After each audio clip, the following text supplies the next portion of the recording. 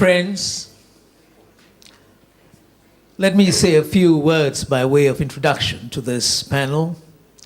Why is this theme important? Peace and security in Europe and Asia in the context of American power. It is important because of what has been happening in the course of the last 12 months. It's important because in a corner of Europe, people are getting killed. This is what is happening in Ukraine. We are told that perhaps 3,000 odd human beings, innocent women, children among them, have been killed in the Ukraine.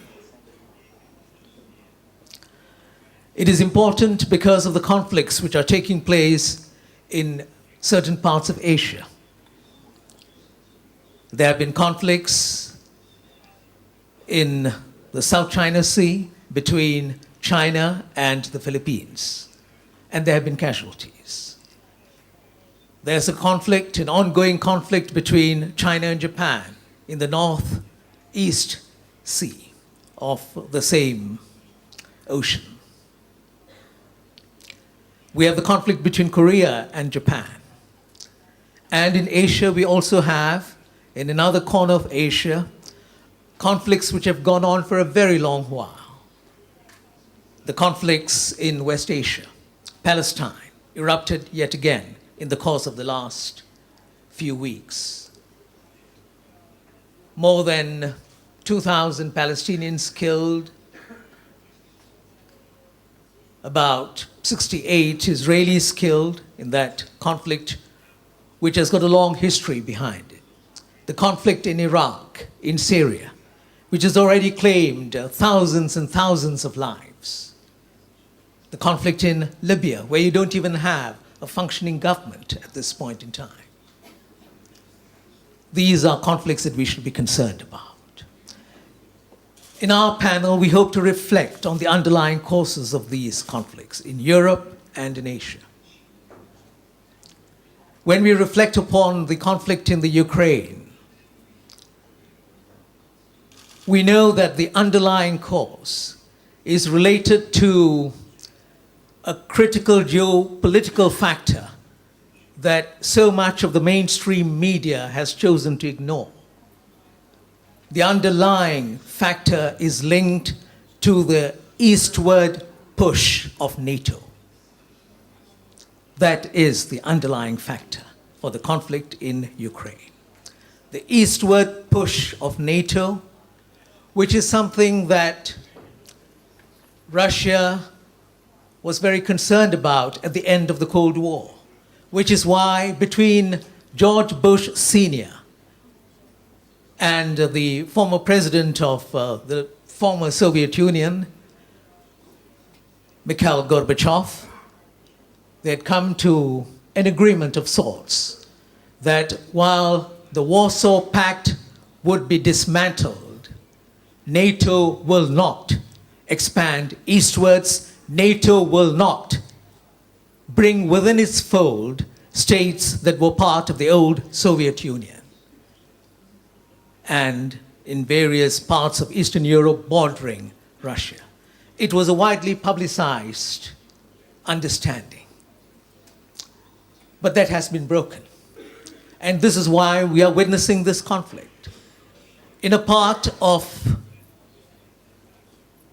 Eastern Europe, on the borders of Russia, a nation, Ukraine, which shares so much in common with Russia, culturally, historically, from the perspective of religion. It was Ukraine that, in a sense, gave Christianity to Russia. This is the history. So you don't treat a scenario of this sort as if it is just another state that you're moving into, because you must be aware of what the consequences would be. And this is the tragedy of Ukraine. And we have to look at underlying causes of this sort before we can resolve a conflict. Likewise, if you look at what's been happening in Asia, what explains the eruptions that we are now witnessing in the South China Sea and in the North China Sea. You can trace it back very easily to a decision of the United States elite to pivot to Asia, to move towards Asia, camouflaged in the name of rebalancing, when actually it is a reassertion of US power in a continent that the United States had never ever left since the end of the 19th century. So when you talk about the US coming back to Asia, it is a myth. They've always been part of Asia. Now, what we're witnessing is a reassertion of American power in Asia through what is called rebalancing or the pivot to Asia. And what does this pivot mean?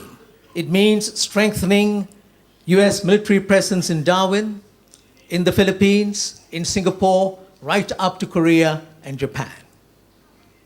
And of course, there are states that are bound to react. Just like Russia is reacting to a certain situation on its borders, China is reacting to this new challenge.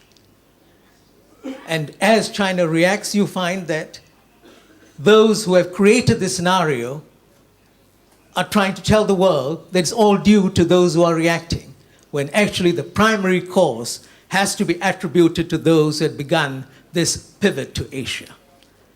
Now, this is what intellectual reflection means. You have to look at the underlying causes. Why are these events happening the way they're happening? And how it's going to affect all of us in the future?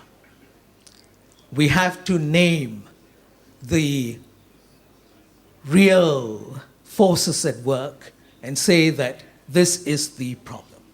It is related to hegemony. It's related to the desire to maintain one's power and to perpetuate one's power. And if we are not prepared to come to grips with realities of this sort, then I think we are not fulfilling our duty as human beings. We have a moral duty to tell the truth, and this is the truth. An empire that is in decline is determined to perpetuate its power, and we are all paying the price for it. What we have to do in this forum is look at this reality, analyze, understand this reality, and propound solutions that will allow the human family as a whole to live in peace and in harmony. That's the challenge before our panel. It's a tall order.